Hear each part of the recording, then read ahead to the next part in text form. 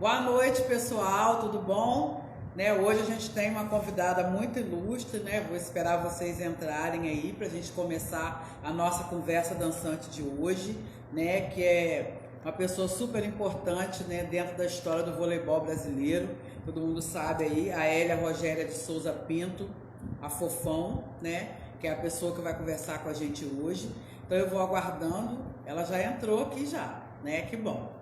Então a gente já vai começar, gente, porque a gente tem tempo, né? E às vezes não dá tempo de perguntar todas as coisas que a gente tem para falar, né? Então eu já vou começar. Deixa eu chamar ela aqui.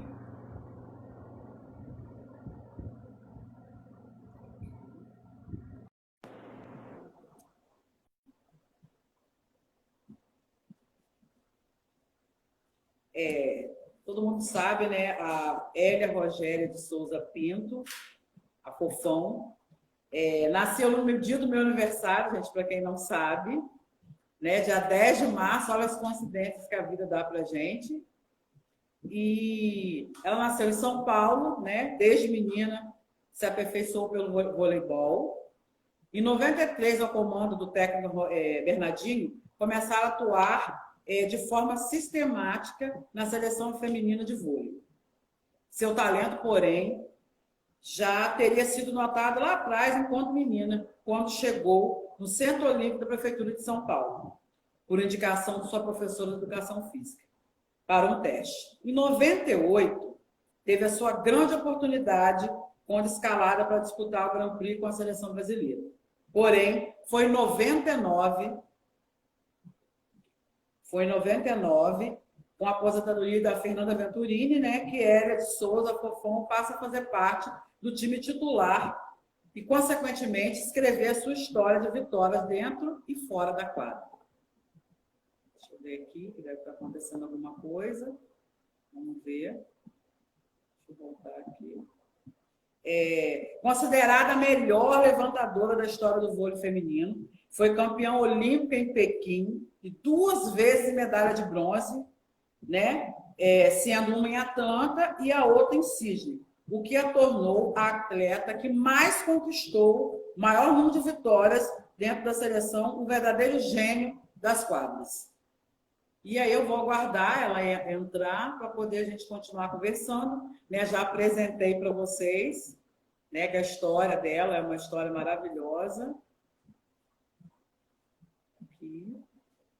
Vamos ver se ela vai conseguir entrar agora, que eu não sei se aconteceu alguma coisa lá, a conexão, né? Se não está legal.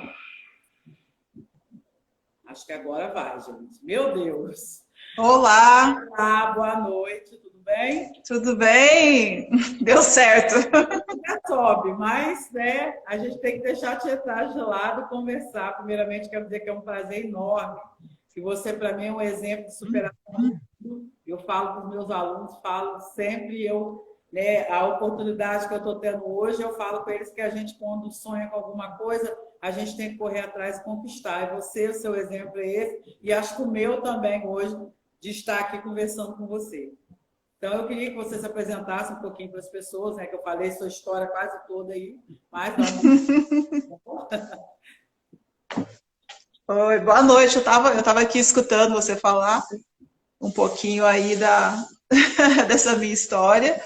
E realmente, né? Eu comecei a jogar muito nova, pratiquei esse esporte durante 30 anos, né?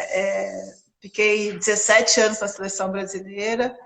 E foi uma vida muito dedicada ao esporte, né? Eu me dediquei muito, foi uma entrega assim de corpo e alma mesmo a esse esporte que eu fiz questão de, né, de fazer da melhor maneira possível. E tudo que eu sou, tudo que eu tenho, eu agradeço muito ao vôlei, né? Eu acho que além das coisas materiais, eu acho que ele me transformou também, né, como pessoa, uma pessoa melhor, né? Me trouxe valores para minha vida que hoje, depois de ter parado, eu continuo ainda utilizando esses valores que eu aprendi dentro do esporte. Você conta no seu documentário, no seu livro, né, que você vem de uma família humilde, mas que sua família sempre te apoiou na sua decisão de tentar ser profissional do vôlei. E mesmo quando isso podia gerar um gasto bem grande, né, para sua família, eu vejo você falar que você atravessava praticamente São Paulo inteiro para poder jogar, tá? E qual a importância que você dá a esse fator na sua carreira, né? De você ter sido sempre, desde o início, o apoio dentro da sua casa. E hoje, né, você poder retribuir para eles tudo que eles fizeram por você também. Na verdade, os meus pais, eles, desde que eles viram que realmente era o que eu queria, eles sempre me incentivaram muito. E como você falou, eu vim de uma família simples, nós somos em 7 irmãos, e eu resolvi que eu seguiria em frente, né? Todos os meus irmãos praticaram vôlei, mas eu que dei início assim a esse lado do profissional mesmo. Então, meu pai fazia muito sacrifício, né? Tirava um dinheirinho dali de casa para poder me ajudar na condução, porque era tudo muito longe, né? Treinamento com a escola. Então, foi bem difícil. Mas eu sempre falo que eles acreditaram no meu sonho, né?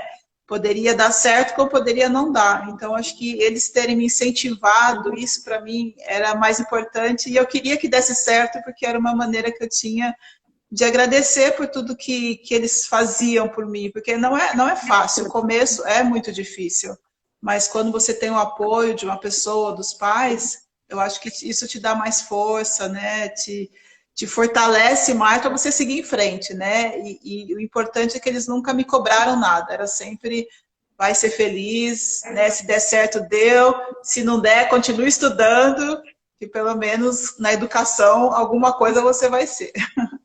E quem que te apresenta o esporte? A Elinha, né? Como que surge a Elinha nessa história toda? Quem que incentiva? A professora? Porque você tem muita história na escola, né? Muitos começam na escola, alguém incentiva. Né, foi minha professora de educação física, ela que foi a primeira incentivadora que eu tive, até porque que eu tinha muita dificuldade, devido à minha timidez, né, eu tinha muita dificuldade de me entrosar na escola e de participar e tudo mais. E quando ela dava aula de educação física, praticamente aquilo me trazia um ânimo, uma alegria. E ela acabou percebendo isso, que eu me dava muito bem nos esportes, né, na matéria dela, e ela me incentivava muito, né, e foi ela que falou, ó, vai ter um teste de vôlei, e eu acho que você vai se dar bem, né, aí eu acabei indo, mas ela foi a primeira pessoa que despertou, né, o esporte, assim, com mais força dentro de mim. Aí você, além de seu talento, né, ainda teve a sorte, né, e a oportunidade de conseguir uma ajuda de custo através de um projeto Adote um Atleta, o que mudou bastante, acredito, nessa situação. Qual a importância que você vê da iniciativa pública quanto da iniciativa privada em apoiar e dar suporte a atletas iniciantes? Que eu acho que é o que mais a gente precisa hoje para tirar a criançada da situação que eles estão. Eu acho que o esporte é tudo, né? Mas muita gente não vê dessa forma. E você teve a sorte, né? É verdade. Eu acredito que teria sido muito complicado para mim se eu não tivesse tido essa ajuda. Como você falou, é uma coisa muito necessária que acho que muitas pessoas param de praticar esporte porque não tem realmente condições. E talvez eu seria uma dessas pessoas, né? Então, foi num momento muito difícil da minha vida, onde eu acabei me destacando ali nos treinamentos, acabei tendo esse incentivo, que era a empresa adotava, né, um atleta ali do Centro Olímpico e custeava, né? Não era no salário, né? Era uma ajuda de custo, a passagem, né, a alimentação a gente tinha lá no próprio Centro Olímpico. Então já ajudava muito, porque na verdade, como eles já me davam transporte, esse dinheiro ajudava em casa, né? Ajudava em casa e isso para mim assim foi muito importante. Acho que é muito necessário. É pouco, mas é o suficiente para a gente conseguir pelo menos dar os primeiros passos, né? Inicialmente, o que você buscava no esporte? Você já sabia, que a gente tem uma intuição, né, de alguma coisa que o esporte podia te levar ao máximo do máximo, que é aonde você chegou. Então, quando você começou, você já sentia isso? Na verdade, eu sentia, eu não tinha essa dimensão de sabe, pensar muito longe.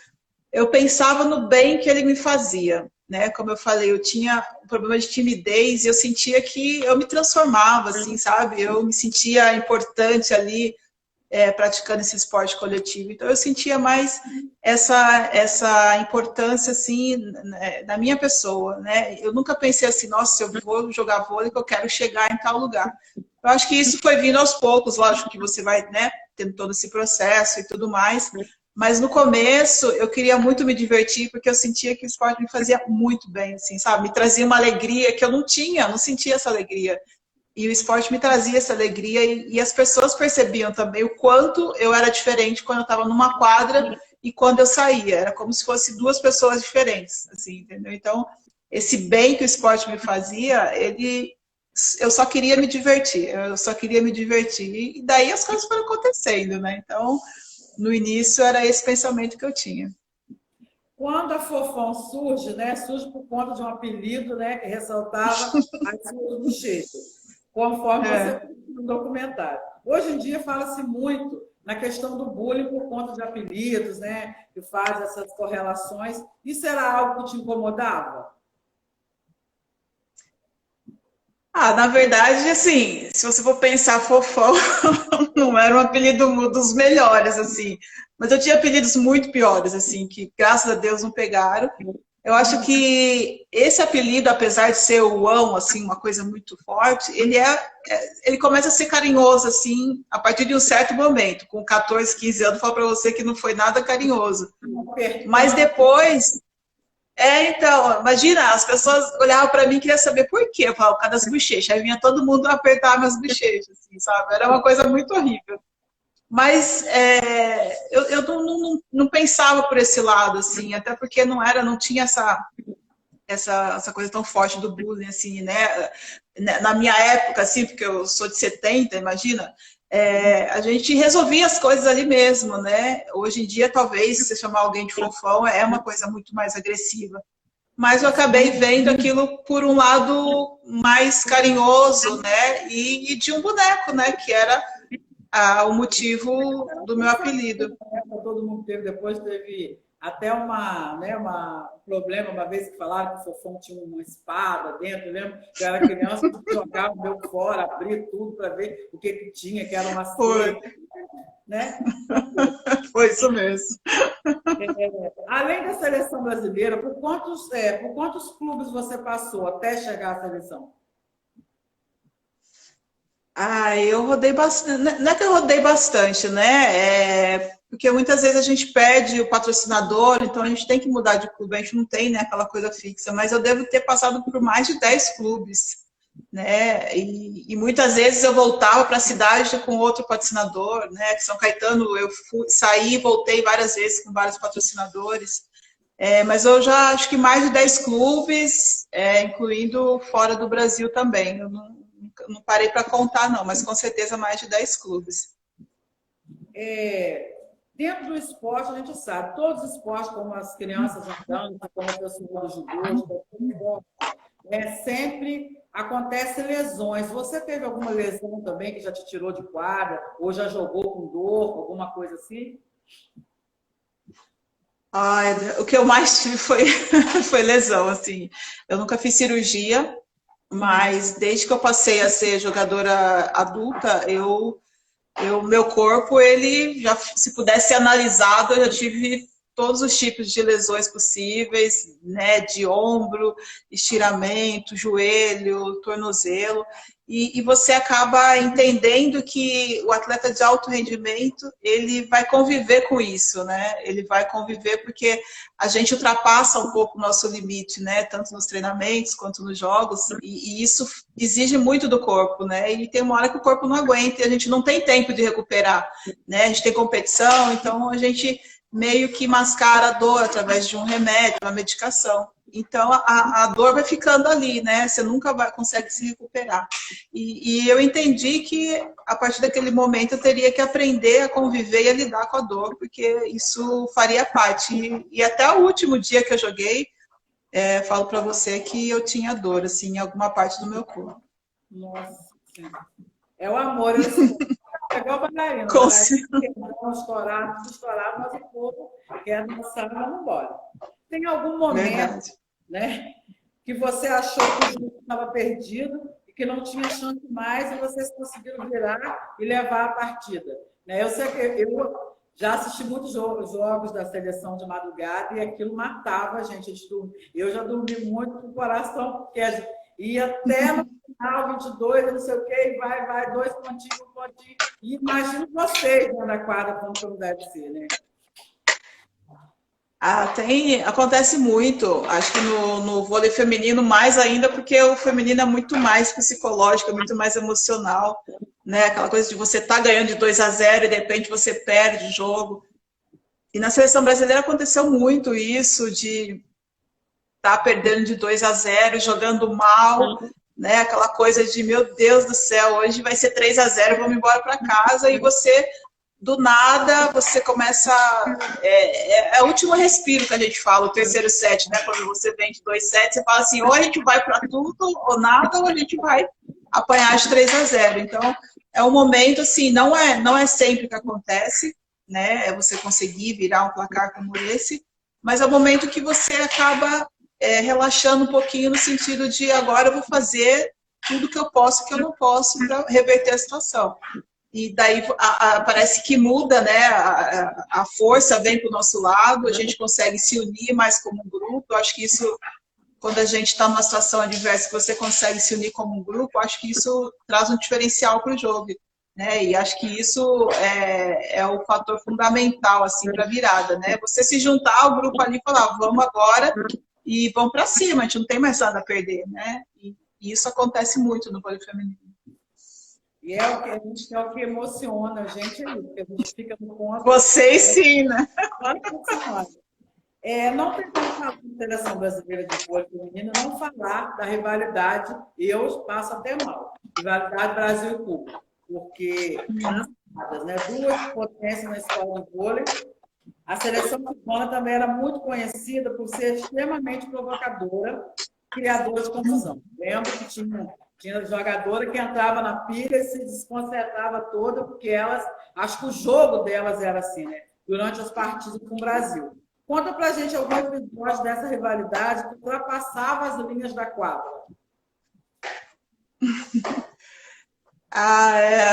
As cubanas eram o nosso calo, né? Nossa, foi uma rivalidade muito forte na época de 90. Era aquela coisa de o dia anterior ninguém dorme, porque amanhã a gente vai jogar contra a Cuba, então já começava aquele frio na barriga, aquela ansiedade, porque a gente sabia que a gente tinha que respirar fundo, porque elas iam vir provocando, né? Que era a arma que elas tinham contra nós. Um fato que aconteceu com elas foi na Olimpíada de 96, que nós acabamos perdendo para ela, né? Porque estava tudo certo para que a gente fosse fazer a final contra a Cuba, só que daí elas perderam o jogo antes e acabou o cruzamento na semifinal, a gente caindo contra elas. Então foi um jogo muito nervoso, muito tenso, a gente jogou muito bem, mas era um time muito forte, né, de ser vencido. E daí foi aquela confusão na rede e tudo mais. E foi quando a gente foi para o vestiário, terminou, a gente foi para o vestiário, só que a gente acabou se encontrando, se cruzando, assim, sabe, na porta do vestiário, porque as equipes saíram do lado errado. E elas passaram na frente do nosso vestiário. E daí foi aquela briga, foi aquela baixaria, o pessoal entrando correndo no vestiário, elas batendo, elas querendo brigar, e todo mundo corre, corre, corre. Aí foi terrível, assim, foi uma coisa que eu nunca tinha visto no vôlei ainda acontecer isso. Tive curiosidade para saber o que elas falavam na rede, porque parece que elas falavam uma coisa que irritava. Quando elas passavam, assim, elas deviam dar um jeito, eu falei assim, não sei, né, o que elas falam lá, mas parece que irrita, né? E alguém te irritando deve ser muito, muito complicado mesmo. É verdade. Elas xingam bastante, xingam de palavrão, falam que para a gente saltar mais, que elas vão bater por cima do nosso bloqueio. É por aí. Dá para que eu não jogo, porque eu não ia aguentar, não. Lá do toque de gênio, faz alusão direta à sua posição, né, dentro da quadra e ao seu talento genial. De quem foi a ideia, né, do nome quando você resolveu que era hora de contar a sua história em uma biografia? Na verdade, a gente começou em 2015, né? Desde 2010 que teve a ideia, né? Que a Kátia Rubio, que foi fazer uma entrevista comigo e falou que gostaria de fazer a minha biografia. E eu falei, vamos esperar para quando eu parar de jogar. E daí, em 2015, a gente retomou novamente essa ideia. E daí a gente começou a correr atrás de material, né? De juntar o pensamento, porque eu queria que fosse realmente a minha história mesmo, né? Sem inventar nada, para as pessoas realmente conhecer a Fofão, né? E daí terminamos tudo de escrever, fomos lá buscar as histórias lá em Lausanne Paulista, fomos rever coisas que eu já não lembrava mais, aí o nome do livro como vai ser? Aí foi um dia inteiro, assim, a gente pensando, queria que fosse uma coisa diferente, né? Não queria que fosse a história de voleibol, alguma coisa. E daí a gente falou assim, alguma coisa com toque, toque, toque. Aí foi que o Rodrigo Grilo falou assim, toque de gênio. A gente ficou pensando assim, toque de gênio, né? Tipo, um toque bonito. Ele falou assim, não vamos pelo lado do toque no voleibol, é pelo toque do que ela está fazendo dentro do livro, né? Que é a história dela,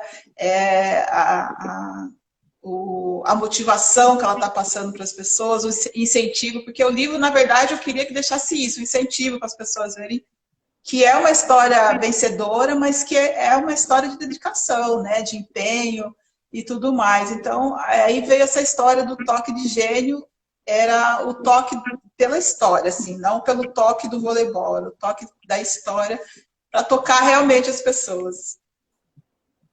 Não teria como conversar com você e não perguntar, né? Qual a melhor forma de fazer esse levantamento perfeito? Você hoje vai porque deve ter alguma coisa diferente, né? Que você ficou muito tempo, né? Treinando muito para chegar nessa posição que você chegou. Então, tem que ter alguma coisa especial, muita dedicação, não sei, né? Quando eu passei a ser levantadora, eu entendi que era uma posição muito especial, assim, muito diferenciada. Não é simplesmente você chegar ali e levantar a bola para uma e para outra. Tem todo um processo por trás disso, né? Então, quando você entende como funciona, você muda a sua visão do que é uma levantadora. E eu percebia que eu tinha que ter muitas coisas que eu não tinha, então eu tive que buscar trabalhar muito, lógico, o lado mental, que ele é muito importante também, o controle emocional para o levantador é importante também, e as qualidades técnicas dentro de quadra, né? E todos os dias que eu ia treinar, eu sempre treinava assim, falando assim, hoje eu vou treinar melhor que ontem, sempre me exigia muito, eu sempre fui muito exigente, né? Que nem eu falo assim, a busca da perfeição que não existe, né? Que a gente busca todos os dias, mas a perfeição não existe porque você vai errar, mesmo que você treine, né? Repetidamente. Então, eu queria chegar na perfeição, e para isso você tem que repetir muitas vezes, sempre se cobrando, não se acomodando, né? Porque eu cheguei numa idade que eu poderia muito bem, sabe, ter me acomodado e falar, não, agora eu já sou a Fofão, pronto. Falo, não, agora eu tenho que continuar sendo a Fofão, né? Então, exigir sempre da gente mesmo, né, a melhor performance possível. Acho que é isso que faz com que eu tenha me tornado uma grande levantadora, sempre querer melhorar todos os dias. E como que você decide, né, depois de 30 anos de voleibol, como que foi sair da quadra e você decide assim, eu vou parar? Eu acho que deve ser uma decisão muito difícil, sei, assim, né, como que você conseguiu assistir o último jogo seu com as suas amigas, né, com a galera do vôlei toda lá. A gente de fora estava se emocionando, imagino você dentro de quadra, sabendo que era a última vez, né? Não, a última vez não é porque é só, né? Eu falo para você que foi uma das decisões mais difíceis que eu tive que tomar, porque realmente foi minha vida que eu dediquei a esse esporte, né? Eu me conheço dentro de uma quadra, eu vivia o dia a dia, né? E de repente, quando você começa a pensar, né, na possibilidade, e isso foi, eu já tinha decidido no último ano, né? Eu comecei a pensar quando eu renovei lá com o Rio de Janeiro, falei, ah, esse vai ser meu último ano. E daí você começa a pensar e é uma coisa que você tem que ter muita certeza, né? Você tem que ir preparando sua cabeça para ir se desligando de tudo, porque é um mundo muito irreal esse que eu vivi, né? Não é um mundo real, né? A realidade é essa agora que eu estou vivendo aqui fora, né? Então, assim, às vezes me assustava um pouquinho, será que eu consigo não jogar mais vôlei? Será? Mas, ao mesmo tempo, quando eu pensava em mim, assim, pensava no meu corpo, e tudo que eu já tinha vivido, eu já falei assim, o que é mais? Eu pensava, né? O que é mais que eu quero do voleibol? Não tinha mais o que eu queria, porque eu já tinha conquistado tudo e muito mais do que eu imaginava conquistar, entendeu? E quando esse pensamento começou a vir, eu fiquei assustada, porque aí você fica sem objetivo, né? Você fala, agora não tem mais o que, não é mais vencer um campeonato que vai me dar alegria, né? Não é, sabe assim, uma viagem. Então começou esse pensamento vir e foi o momento que eu falei, não, realmente eu estou fazendo a coisa certa. O meu corpo estava muito cansado, eu tinha muita dificuldade de me recuperar de um jogo, era muito sofrimento, assim, sabe? Eu ficava, todo mundo ia embora, eu ficava no ginásio lá dentro de um balde de gelo para poder andar no dia seguinte. Então, eu achei que eu já estava ultrapassando do limite do meu corpo, né? E ele estava pedindo também, pelo amor de Deus, chega, precisamos descansar. E você? Né? Então, aí, pode falar. E você, dentro do voleibol, você abriu mão de muita coisa pelo voleibol? Praticamente a minha vida pessoal, assim, abrir mão de tudo mesmo. Eu sempre deixei muito claro isso, que minha prioridade era o voleibol e era a prioridade de tudo. Era sempre, lógico, meu pai, minha mãe, depois o voleibol, entendeu? Mas sempre foi minha prioridade de vida. E como diz o ditado, né, diz que filho de peixe, peixinho é. Mas me parece que no seu caso, né, é a sobrinha de peixe. Sua sobrinha sua carreira nas quadras, você influenciou diretamente, né, na escolha, ou você acha que o voleibol está no DNA da família mesmo? Diferentemente da tia, ela não quis se aventurar como levantadora, né? Você acompanha os treinos dela, puxa a orelha quando não está legal, ou mais é o tipo de tia coruja mesmo? Então, assim, nós somos em 5 mulheres, e as 5 mulheres jogaram voleibol, né? Ela só tivesse vindo um pouquinho antes, ela teria sido a sexta, a gente teria um time em casa, né? Mas ela veio bem depois, a mãe dela jogava vôlei, então praticamente a gente chegou até a jogar junto na Superliga, eu e a mãe dela, a Lica, e ela praticamente ela ficava no ginásio com ela, né? Ela e minha última irmã Cláudia, as duas sempre levavam ela para o ginásio, então ela foi naquele ambiente do voleibol. Eu tenho mais sobrinhos assim que eu não conseguia ver neles assim uma coisa pro vôlei. Comecei a ficar preocupada. Eu falei, a família toda do esporte, nenhum sobrinho, tá? E daí ela veio e foi indo por conta dela. Não foi pressão nenhuma, não foi assim, sabe, você vai jogar vôlei. Ela começou a brincar, a gostar, e ela leva jeito, assim, é uma coisa que você olha para ela e você fala, não, ela vai jogar vôlei, porque ela é muito. Ela tem um pouquinho, assim, da exigência minha, assim, aquela coisa de se martirizar quando erra, isso é uma coisa minha. Mas eu não interfiro nada, porque eu sei que é uma cobrança, né? A partir do momento que o pessoal soube que ela era minha sobrinha, todo mundo falava, né? A cobrança, e ela tem a cabeça muito boa em relação a isso, que ela quer fazer a história dela, né? E eu tentei, eu juro pra você que eu tentei fazer ela ser levantadora. Chantageei de todas as formas possíveis, mas não teve meio de convencê-la, e ela resolveu ser líbero, vai muito bem como líbero. Eu fico feliz, eu acho que ela tem que fazer aquilo que ela se sente bem, né? Se sente feliz. Ela está indo muito bem e eu fico muito orgulhosa. Eu não consigo ver o jogo dela, porque realmente eu me emociono. Às vezes eu comento o jogo dela, eu não consigo nem falar muito, porque eu fico ali torcendo. É muito complicado, mas eu admiro muito o trabalho dela. E você sente saudade das quadras? Ou não? Tem hora que dá vontade de pegar uma bola e ir lá, dar uma...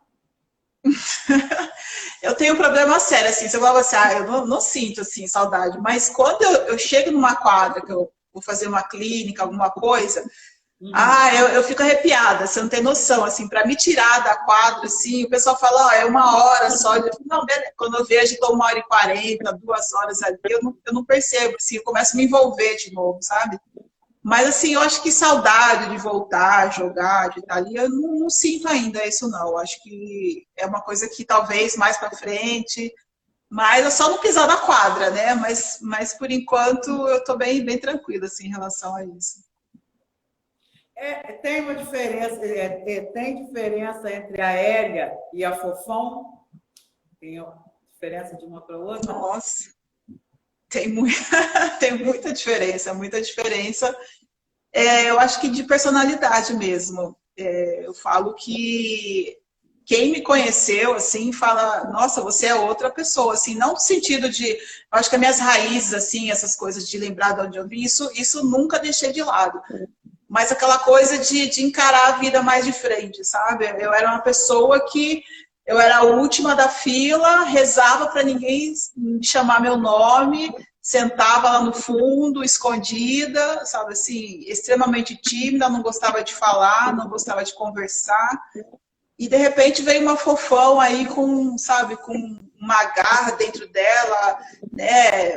Acabei sendo líder de uma seleção brasileira, uma coisa que nunca passou pela cabeça, né? Uma pessoa que hoje é muito mais forte, assim, né? Eu acho que a Hélia era uma pessoa muito frágil, né? Ainda bem que eu não fiquei com Hélia, né? Senão seria linha, não ia combinar. Então acho que a Hélia era uma pessoa muito frágil, né? E a Fofão veio tirar isso que ela tinha dentro dela, né? Que talvez se eu não tivesse praticado voleibol, talvez eu nem saberia que existia essa pessoa dentro de mim. Hoje você ainda trabalha no voleibol de alguma forma? Tem algum projeto social, alguma coisa assim? Não, eu já tive um projeto social há um tempo atrás, alguns anos atrás, né? Não tenho mais esse projeto, mas hoje eu faço meu trabalho todo pela rede social, que eu acho que é um alcance muito maior, assim, que eu percebi que eu tenho com as pessoas, porque, na verdade, o meu objetivo é espalhar o vôlei, é falar o vôlei, é contar minha história para as pessoas dentro do voleibol, mostrar para as pessoas que tem que acreditar, que é possível, que não é a sua condição financeira, que não é a sua cor de pele, que não é nada que possa te impedir, entendeu? Então, eu uso a minha rede social para isso, para fortalecer um pouquinho essas pessoas que estão desistindo da vida, assim, sabe? Que tentam fazer alguma coisa e alguém fala não e já desiste. Então eu percebi que eu tinha uma força assim para poder chegar até essas pessoas, né? Então hoje eu uso minha rede social para isso, né? E o mais interessante para mim tem sido falar com os adolescentes, né? Que são muito carentes hoje em dia. Então, esse público aí acabou me motivando para fazer isso, né? Então, por isso que eu quero ter o meu projeto social, né? Físico ali, eu quero ter, eu acho que isso vai ser importante para mim também, né? Mas, no momento, agora eu estou empenhada nisso, de continuar fazendo esse meu projeto através das redes sociais, que eu acho que o alcance, né? Você poder sair dessa área aqui de São Paulo e ir lá para o Nordeste, lá para, sabe, lugares longe, onde a pessoa nunca imaginou, e conversar com a pessoa, sensacional. No esporte, a pessoa tem que fazer escolhas, né? Tem alguma escolha que você fez que você se arrepende ou está tudo tranquilo? Pelo esporte?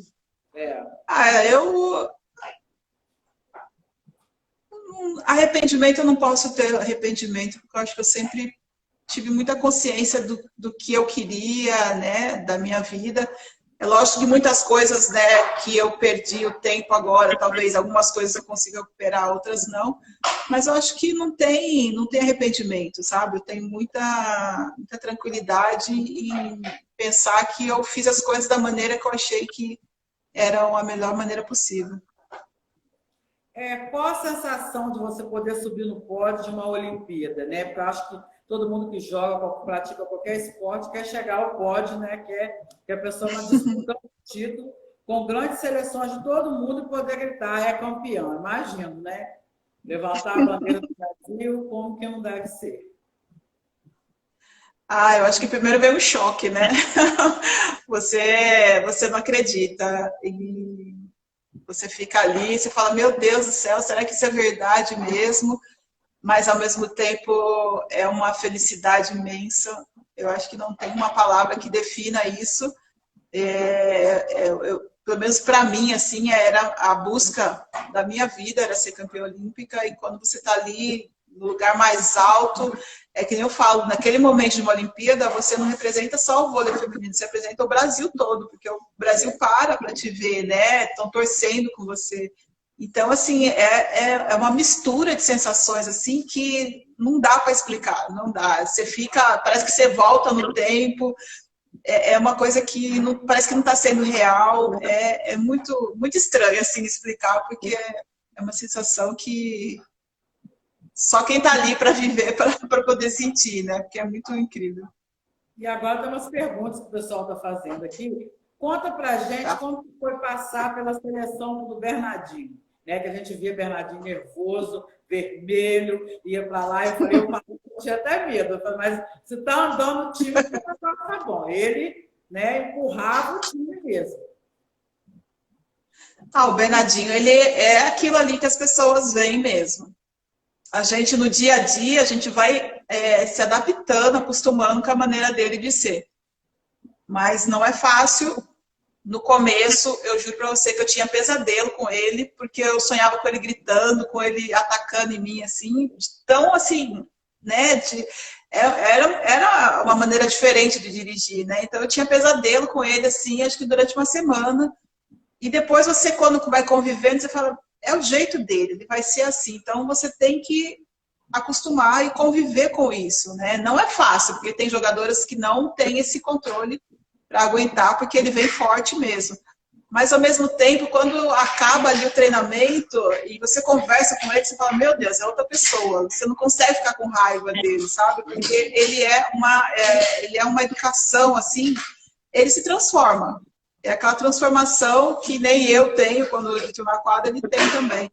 E a gente acaba tendo que lidar com isso, mas ele é muito bom, assim. Então, o trabalho dele é incrível, mas tem essa personalidade forte.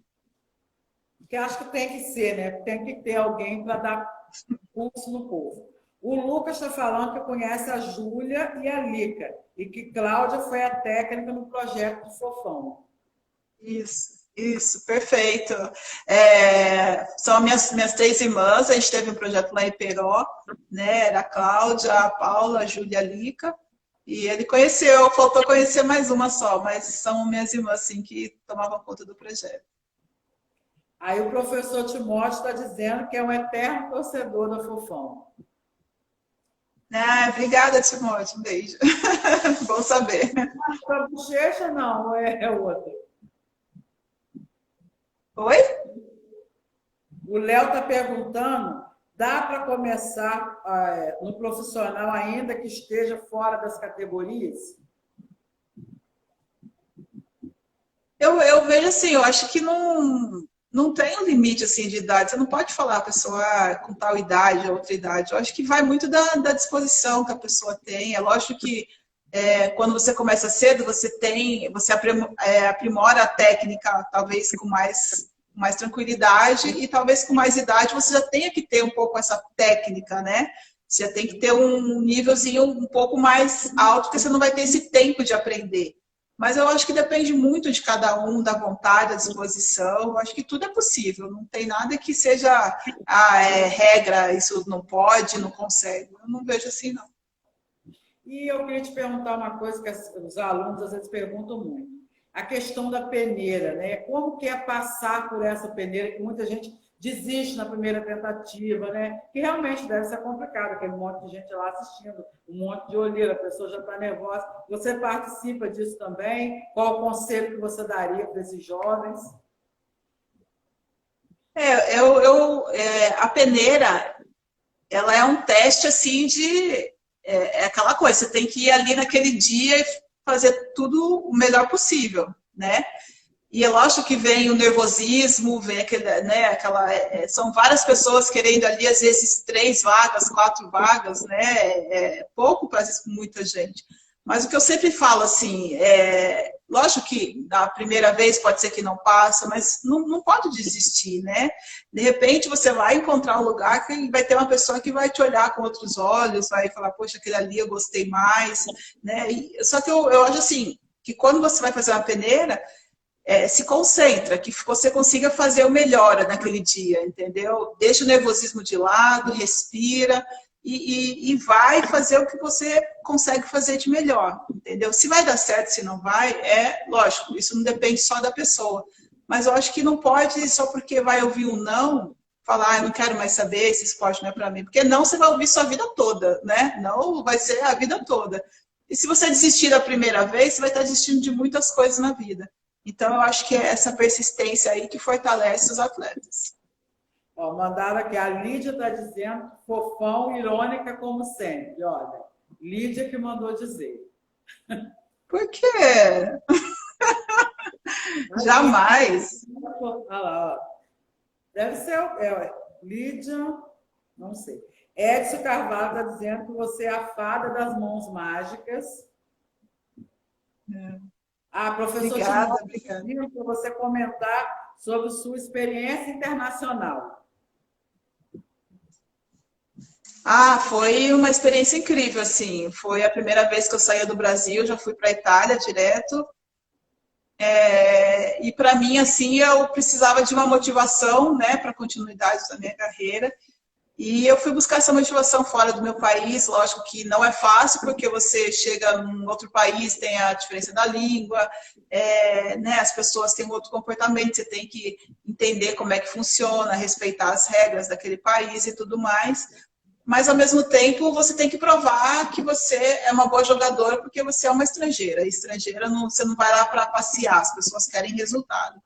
Mas a partir do momento que você conquista as pessoas jogando dentro de quadra, você consegue conquistar as pessoas pela confiança. E falo para você que o meu voleibol melhorou muito, eu aprendi muito jogando fora do meu país, aprendi a me virar sozinha, coisa que eu não sabia, né? E é uma experiência de vida, cultural, assim, que foi muito necessária para a minha vida.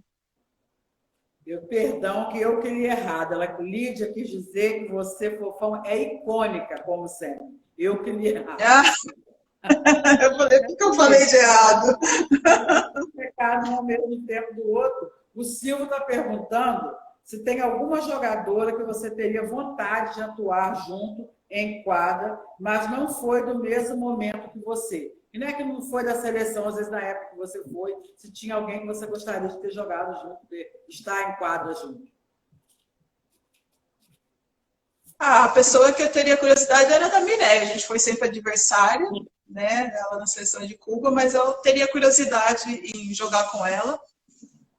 Acho que é uma jogadora diferenciada, assim, de tudo que eu já trabalhei, assim, e eu não tive oportunidade somente de jogar contra. Então, talvez a Mireia seria uma parceira que eu gostaria de ter do meu lado, pelo menos uma vez. O povo está falando aqui que na quarentena tem muita gente assistindo jogos de vôlei de Brasil e Cuba, sabe? Para dar bastante adrenalina, o povo tem, né? Que estão assistindo jogos da seleção de futebol, o povo está assistindo do vôlei também. O Tiago Pinch está dizendo que seu livro é maravilhoso, né? E estão perguntando se a criação dos livros facilitou a vida das levantadoras. A criação do livro? Líberos. Do líbero? Se ajudou. Eu acho que assim, não tem assim de ajudar a levantadora. Eu acho que, lógico, você coloca um atleta numa posição onde ele tem que ser especialista nisso, né? E a intenção é facilitar mais, né? Ter um passe mais na mão. Isso não tem dúvida, mas às vezes também você encontra o líbero que tem dificuldade em fazer um passe, né? Então, assim, a intenção do líbero é essa, realmente, de facilitar. Você tira um jogador que não tem uma boa recepção e coloca um que é especialista nesse fundamento. Então, com certeza, isso ajuda muito o levantador. Ocorreram, né, umas mudanças no vôlei em relação à ponte. Você acha que isso melhorou? Ficou melhor os jogos, mais dinâmicos? Eu gostei bastante, eu já tinha jogado, né, antes com a regra antiga e ficou muito mais interessante o vôlei, ele ficou mais dinâmico, eu acho que isso atrai muito mais as pessoas, né, que vão assistir, porque o tempo todo é ponto, então se você pegar um jogo anterior, assim, você não consegue assistir, porque é um jogo que é muito lento, não lento, né, mas até você fazer ponto é muito demorado, e agora não, agora você fica com entendimento melhor, assim, e pra gente que joga também, melhorou bastante. Ó, a Alessandra Gomes está mandando beijo para você. Né, Obrigada, beijo. Sua carreira é impecável. O Igor está perguntando como é que é? Se foi muito forte jogar ao lado. Acho que é uma jogadora russa, pelo sobrenome aqui. Eu não consegui entender, porque a letra está bem. E o Netinho está dizendo aqui que foi no seu último jogo do Rexona. Estão perguntando quando que você vai para Minas. Tem para Minas, né? Ó, o pessoal está perguntando se você vai para lá. Eu tô sempre em Minas, gente. Eu tô, vira e mexe, eu tô baixando por lá e eu devo ir sim, porque eu tenho que finalizar um curso que vai ser lá também. Então, acabando essa pandemia aí, pode ter certeza que eu tô aparecendo por aí. O Flávio está falando que ficou bravo com você por você nunca ter jogado nem no Osasco, nem no Sorocaba.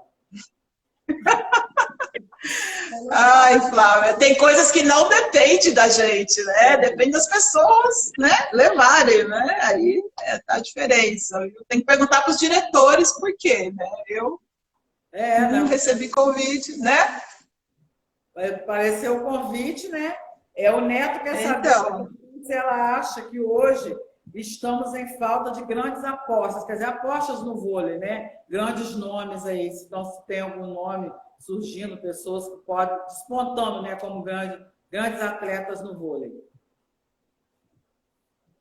Hoje nós temos algumas jogadoras jogadoras jovens que fizeram uma boa Superliga, né? A Lorene tem, a Thay, tem algumas jogadoras que estão se destacando. Eu acho que, né, eu acho que a gente tem material humano, né? Às vezes falta oportunidade da gente buscar pessoas, né? De incentivar jogadoras de base, né? Eu acho que o processo de renovação é lento e isso dificulta também as jogadoras para se destacarem, porque elas precisam estarem jogando, precisam estar competindo, né? Então, às vezes, essa falta de oportunidade faz com que a gente perca em alguns momentos esses grandes valores que eu acho que no Brasil a gente tem muito material humano que, infelizmente, não tem as mesmas chances.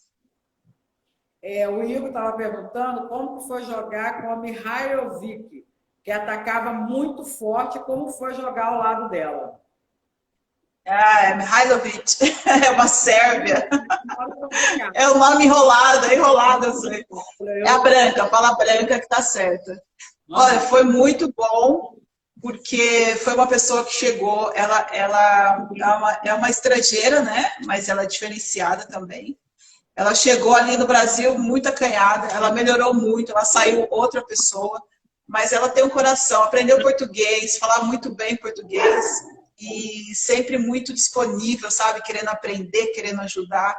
Acho que foi uma das grandes alegrias aí que eu tive como parceira de equipe, porque realmente é uma pessoa que te traz alegria, sabe? Que você olha para ela, tá sempre com astral, assim, sempre animada, e eu gosto muito e gostei muito de ter jogado com ela.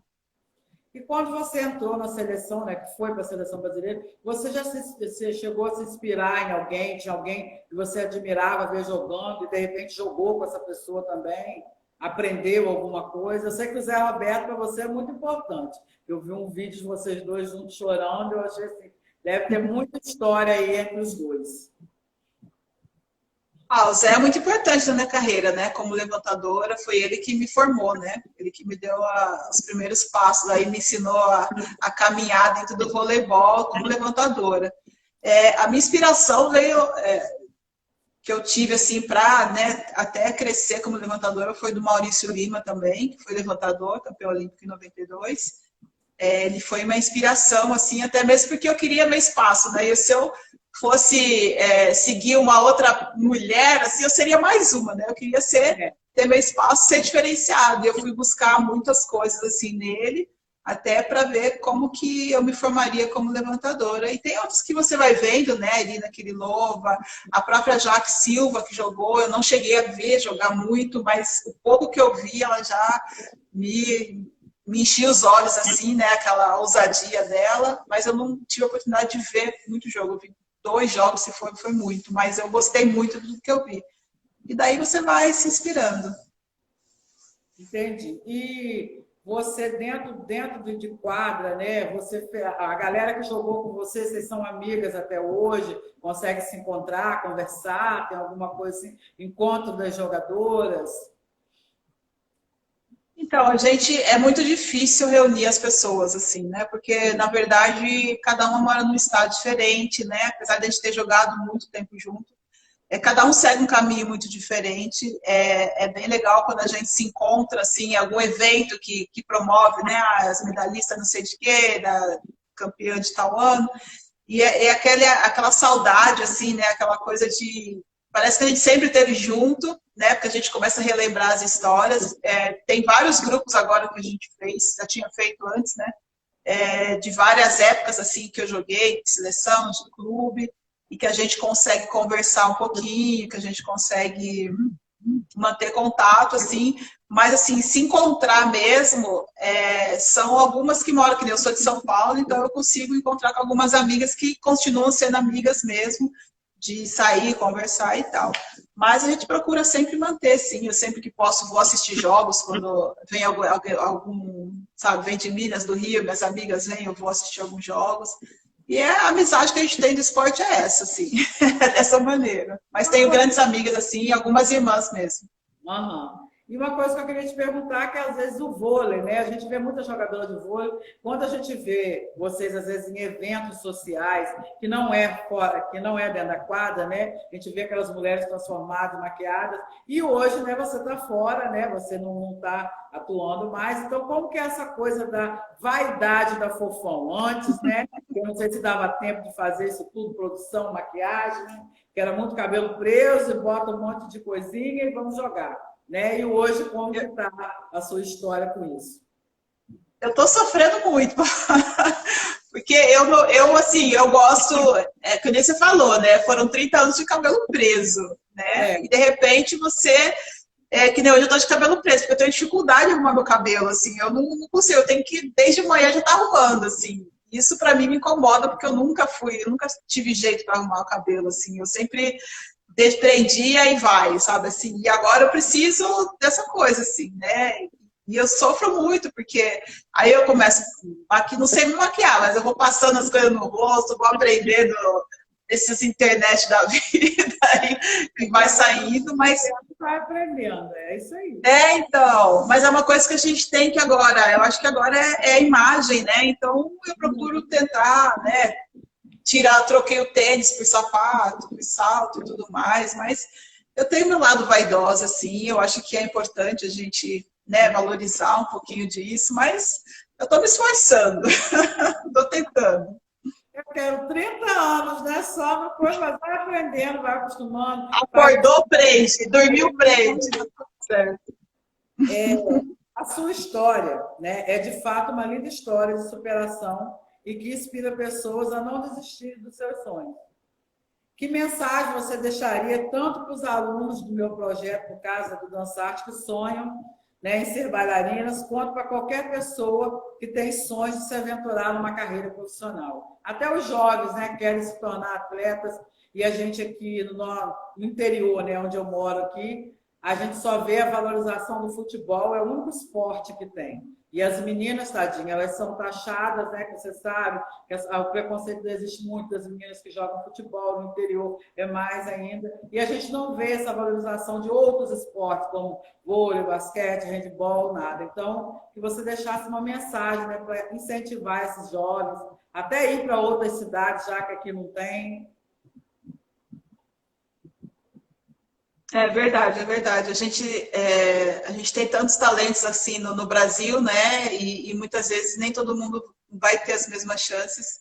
Mas eu sempre digo que, assim como eu comecei um dia sem saber aonde ia dar, e o tempo todo eu queria que desse certo, né? Mas como é a vida, né? É um caminho que às vezes alguns vão conseguir, outros não.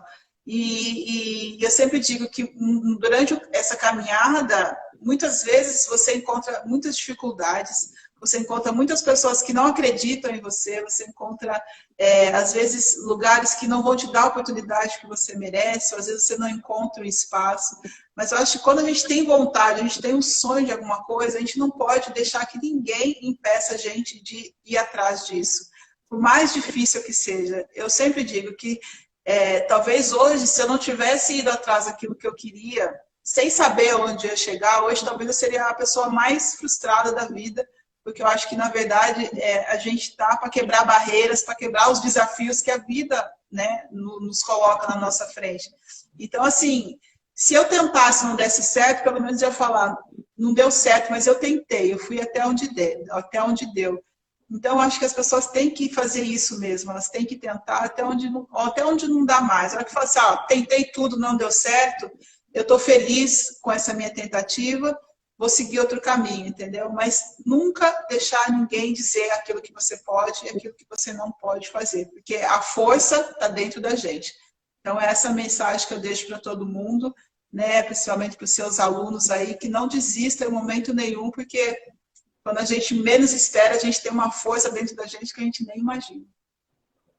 E eu quero te agradecer muito, dizer que você, além dessa grande atleta que você é uma pessoa maravilhosa, só em aceitar conversar com a gente, passar a sua história para esses alunos, você pode ter certeza que acho que amanhã todos eles vão estar pensando de outra forma, com tantos outros que já passaram por aqui, deixaram mensagem, ver a sua história, né, de superação, de lutar por aquilo que você sempre quis, né? Você chegou ao máximo do que você queria, né? 30 anos de voleibol, então que Jesus te abençoe muito, que eu acho que ainda tem muita coisa pela frente. A gente ainda vai ver Fofão como técnica em alguma seleção, se Deus quiser, porque eu sei que você tem muito potencial, eu acho que a sua vontade de ensinar é grande também, né? Porque você aprendeu muito, muitas pessoas te ajudaram, eu acho que você tem dentro de você essa vontade de ajudar, então não deixe de pensar nesse projeto social que você pensou,